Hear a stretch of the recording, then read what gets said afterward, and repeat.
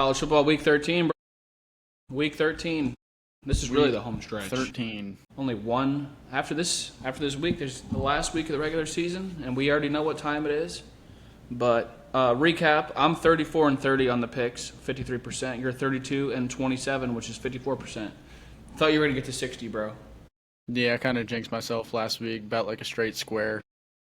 Yeah, bad week. Not happy about it, but That's what happens when you bet like a straight square and you take every favorite. You're a casual. it was a square. But it is what it is. We can start with a recap of Notre Dame and Pitt. I mean, we both picked them to cover. Obviously, they did that probably pretty sweat-free. I didn't watch much of the game because our teams played at the same time, but they won 37-15. What did you see out of your Fighting Irish? That was probably one of the more fun games to watch this year. Opening drive, I was nervous. Pitt picked up like 3 quick first downs and then turned it over on downs immediately. And then from there, it was just downhill. It was just BTA. It was pretty funny though. Narduzzi, early in the week, we talked about it on the last show. He was saying he doesn't care if they would lose by 100. It doesn't matter. The last drive of the game, they were down by like 30 points, and he was calling a timeout, and they scored. Made it a point to score as time was expiring. So I just thought it was funny. He's saying that and trying that hard at the end of the game. Freeman obviously wasn't very appreciative. If you saw the video, their little handshake was. Well, but Freeman just gave him a quick little pat and immediately turned around. Narduzzi leaned in to say something, and Freeman just wasn't having it. It was just straight business. I mean, yeah, but at that point, it was 37-8 or 9.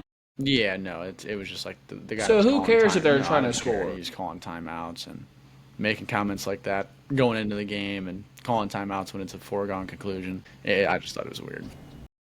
I mean, his comments he made before the game, at the end of the day, I disagree with him. I don't know why you'd ever put that in your players' heads at all, because every game matters. Like, you have the opportunity to go play, you go play. It doesn't matter who you're playing. But at the same time, I understand what he was saying. Well, yeah. So maybe the last drive, he was just trying to get some momentum going into these last 2 weeks, games they need to win, and we'll talk about them later. But I don't know if Marcus Freeman is mad about that. Suck it up, brother. You just whooped him. He's really mad, man. It's just I think he's tired of everybody having an opinion. Everybody's tossing an opinion in nowadays, and it just looks like handle your own business, man. Win your own games and get to the playoff on your own. Yeah. Quit worrying about Notre Dame. I mean, it's like every week some other team has got something to say. I could see him being more mad, the whole post-game handshake being kind of whatever, because of what Pitt's coach said. Yeah. Kind of seems disrespectful in a way. Yeah, but I don't know. It was a fun game for me. All the guys that I really pull for on the squad, they had good weeks. Tay Johnson, another interception. I returned it for 6. Jeremiah Love, great spin move, probably one of the best since Braxton Miller's back in the day. That was disgusting. Malachi Fields, that dude went crazy. 2 touchdowns. The Steelers, they had a couple scouts there at the game watching that. Obviously, it was in Acrisure Stadium, so it's not like they had to make a trip for it. But could definitely see a world where they're hunting him down. Yeah, it seems like Jadarian Price is kind of, I don't want to say fading away, but when you have a back like Love, they're just 23 carries to New 8. York. Yeah, they're trying to get him to New York too, I think. At least the invite. As they should. Yeah, absolutely. He's the best running back I've seen at Notre Dame in my lifetime. I won't go further than that, but he's unreal. Yeah. And definitely at least deserves the invite. Yeah, I mean, I'm glad we saw this game right. And like I said, we'll talk about Pitt a little bit later, but I don't, especially after the comments our coach made, I didn't see that even being a game. And it wasn't, other than the first drive of the game, which is scripted, so who cares. But, yeah, now what's Notre Dame? 9th in the CFP. Probably, yeah, and there's really nothing they can do. Spot. Yeah, that's their resting spot unless shit goes crazy above them. Yeah, which means first round of the playoffs is going to be on the road. But how do you feel about that? I'm just going to depend more on the matchup than anything. Like last week, I think the hypothetical was Oregon. This week, the hypothetical is Oklahoma. So I guess if I had to go between those two, I'd probably say Oklahoma. I don't really want to play. That's me personally. Oklahoma can't run the ball. I'm very confident that we can try to make them run the ball and the DBs do their job. You'd rather play Oklahoma's defense at Oklahoma? Yeah, dude. I think Notre Dame's got a top 3 offense in the country. I think they would fare all right. Yeah, but still. I don't want them to go up. I don't like them in shootout situations with Oregon. Oregon would score on Notre Dame a lot easier. You don't think Notre Dame could score on Oregon with that top 3 offense? Like I said, I don't like them in shootout. I don't like them in a shootout scenario. You saw it with A&M. They didn't come out on the positive end of it in that one, and I don't know if they would against Oregon. Yeah. In that stadium, too. That's tough. But, yeah, what do you guys got? Syracuse this week and then Stanford at the end? So, yes, they buried the Stanford game at 10:32 next week. That's awesome. I mean, yeah, because no one cares about it. Stanford is fucking horrible. They suck so bad. But, yeah, at least Notre Dame's looking like they're in. So, after There's week definitely 2. a world where they could not be. There's a world where they could not be. I'm not signing the check off on that yet. Yeah, well, it's looking pretty good for you, big fella. Not over till the Fat Lady sings, man. Exactly, but after week 2, after starting off 0-2, or was it week 3 because they had a bye or something? I don't know. But after those first 2 games, oh, buddy, you were shitting bricks. You were not confident in your team. You said, I waited 8 months for it to be over in 2-3 weeks. You were pissed. So yeah, all credit to Chris Ash for that, man. All credit to Chris Ash for that. I complained about him a lot first few weeks, but defense has been great. Competition hasn't been the greatest, but, I mean, they don't give up many points. Yeah, but that's what we talked about. It takes some time. Like, he's new. Like, it takes time. You got to figure out everything. Figure out So, Notre Dame to the playoffs is looking good. So, good for you. My team, on the other hand, got some work to do, but and not in a bad spot either. Like, think about Michigan's schedule. You see how Oklahoma looks now, and you see how USC looks now. Those are the only 2 losses, and they were both on the road, and they were both at night. So, with the youngest team in the Big Ten. Michigan is the youngest team in the Big Ten. They start 6 freshmen on offense. So, 8-2 with those 2 games being the only losses. But this past week at Northwestern was fucking horrifying. Yeah, what is that? That was the only game that I actually did wager on in the noon slate. And yeah, but we're not talking about that right now. Man. But you didn't watch it. You didn't watch it down, did you? No, I watched some of it. I was flipping back and forth. So you're just Notre Dame was just handling Pitt. So yeah. But if you could just look at the box score and you see 5 turnovers to none, you think it was all a shit show, and it really wasn't.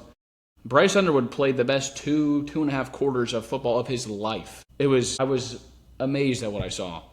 And Andrew Marsh, true freshman, ended up finishing with 12 catches for 189 yards. Yeah, he's good. You think? Gotta give him a round of applause. No, for sure. True freshman out there, he made a massive catch on 3rd down late in the game. It was unbelievable. Jordan Marshall, he got a little banged up, but they said x-rays were negative. We can't, I don't want, he better be sitting out this week against Maryland. But he ran for 142 yards and 2 touchdowns. Like, the defense was solid. A true freshman came up with a massive play on Northwestern. They could have sealed the game with that drive with the first down, and true freshman came up with a massive play. And yeah, to lose the turnover battle 5-0 on the road and still find a way to win. Throw up. I know, but listen, you have to look at it from both sides. To win that game on the road against a respectable team with 5 turnovers compared to 0 with the youngest team in the Big Ten, that's impressive. You find a way to win. Yes, there's so much that needs to be cleaned up. The 2 interceptions were bad. You can't fumble 3 times. You can't do that. You can't fumble on a punt. They fumbled on a punt. They fumbled on a 4th down when they were probably thinking about kicking a field goal, but Zavada missed 2 already. And then they fumbled on a stupid reverse, like Marsh ran behind Underwood and he tossed it. That was just the wrong time. I didn't like it. I was watching during that. Yeah, and that's fine. Live. No one's perfect. Not the right time. It wasn't. You're right. But it ended up Michigan won the game. That's all they need to do is be 9-2 going into the game next week. So you squeak it out. I'm fine with it. You win a game with losing the turnover battle 5-0 with the youngest team in the Big Ten. I don't care. That takes a little something.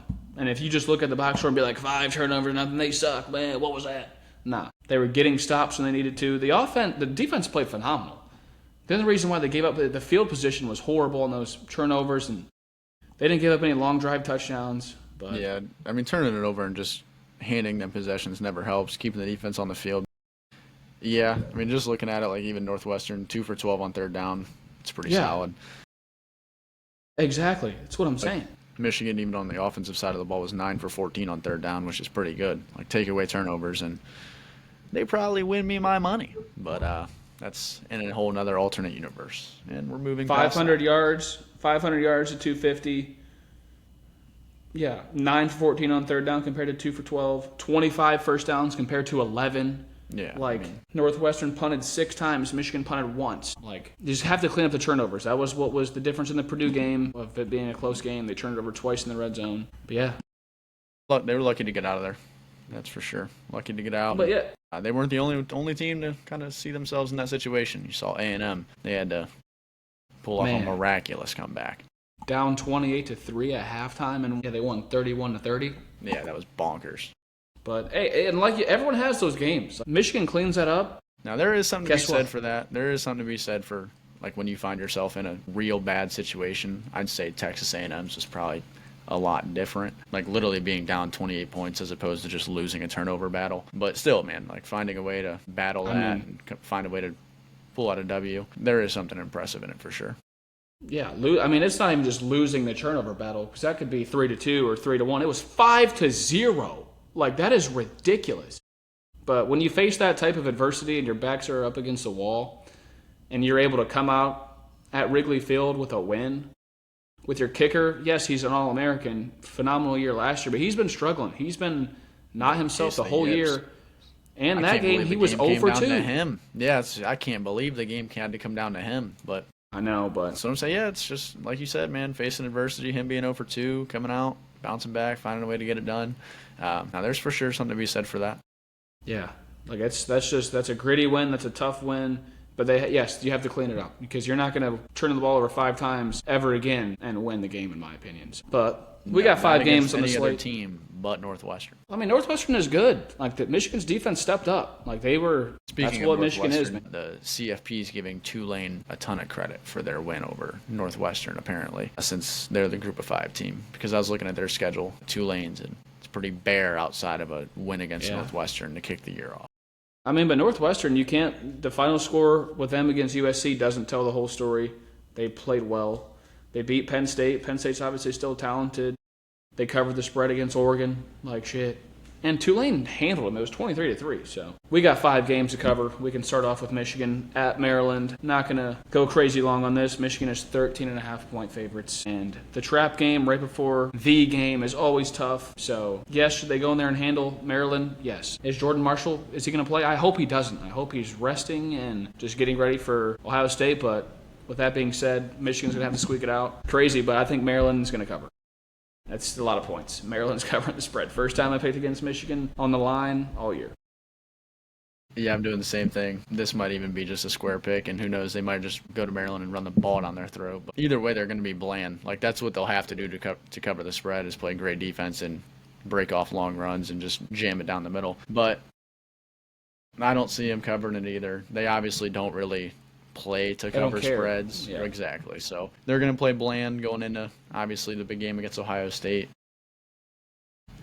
Who knows? Maybe, I don't know. Is this Maryland's senior day or something? Who knows? Maybe they're playing inspired. Yes, it is. Yes, it is their senior day. So you just gave me the 13.5. Trap game, senior day.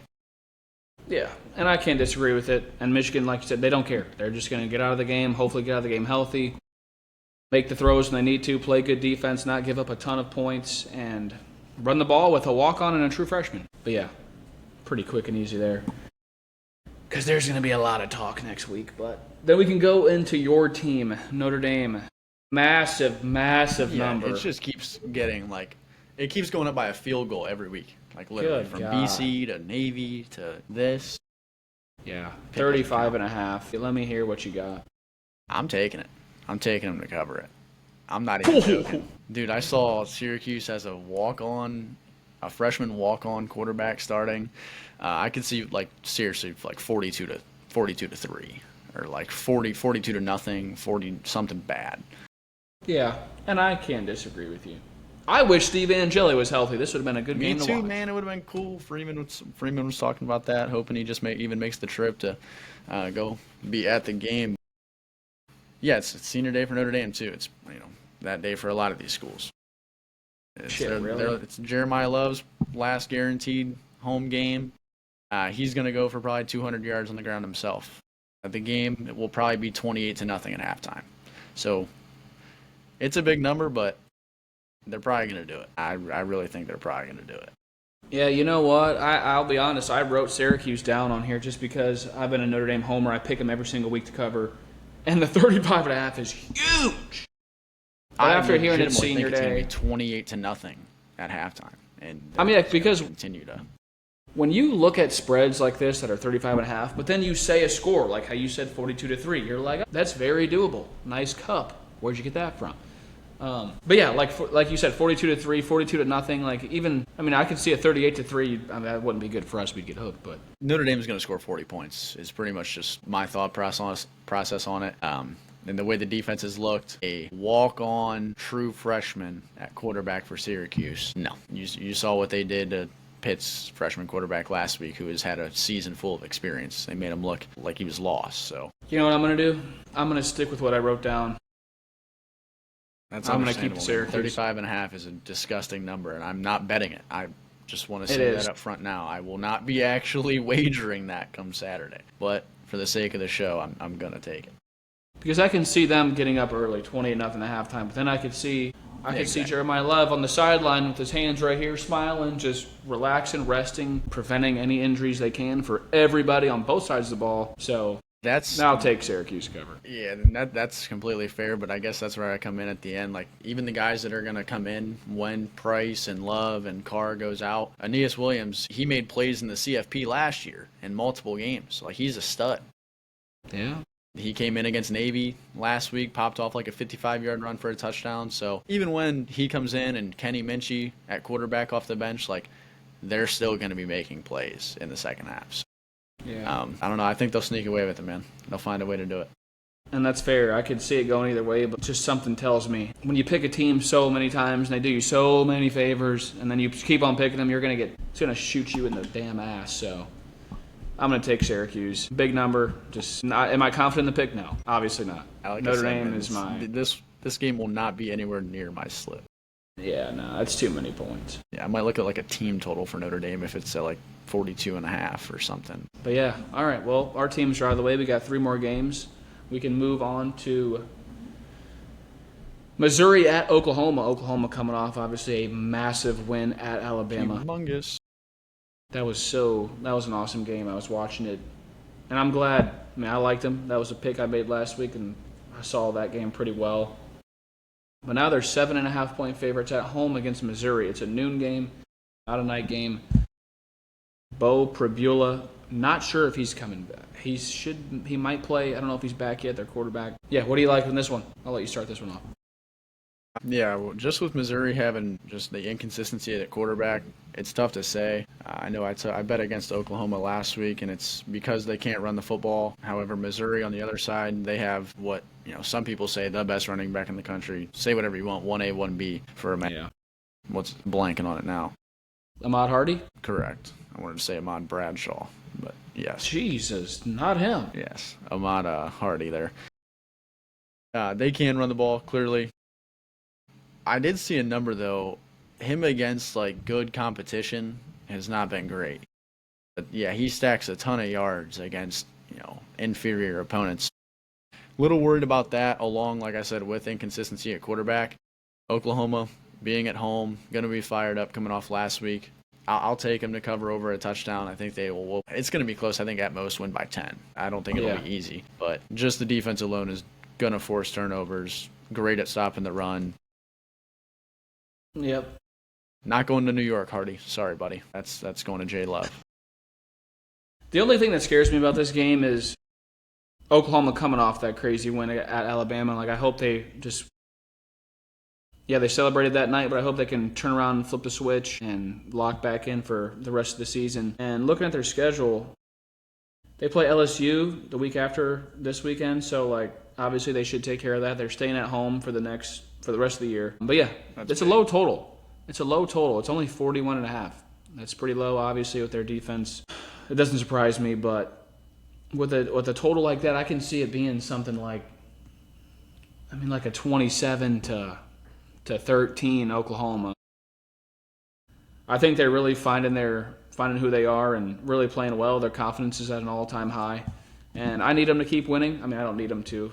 Obviously, it's already they beat Michigan, but it just looks better that they keep playing well. And Mateer looks like he's getting back to being who he was before the injury, just a little bit. I know it's hard to come back from injury like that. They're frustrating. Their offense to me is so frustrating, man. Because I watch them and you see guys and you see them make like kind of explosive plays, and point production just does not match the eye test, I feel like, for me every Saturday when I watch them. And I don't even know who that falls on either. I really don't, because I think Mateer's played well, minus the few weeks where he was kind of nicked up. But I don't know if it's just the guys up front, but they just cannot set the tone running the ball. I like the guys outside, though. I really do.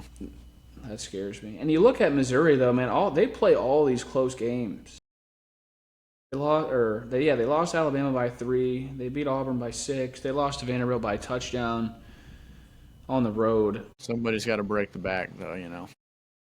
Someone's got to break the back, but they got a good defense too. That's what neither one of us have talked about, and really anybody. Missouri can play defense. Yeah, dude. that's why. I mean, that's why Straight the total's up. where it's at. That's why, like you said, it's at 41, 42, whatever you said there. 41.5. But it did get handled by Texas A&M. So yeah, another game I don't feel incredibly confident about, just with the hangover. I hope they're not hungover from the win at Alabama last week. They don't have any room for error either. They got 2 losses, and so I think they're taking it serious. I'm going to take them to cover. Almost changed my mind there, but I'm going to go with my gut. Oklahoma, and I hope it goes down to 6.5. If you can get it, if you can buy the point.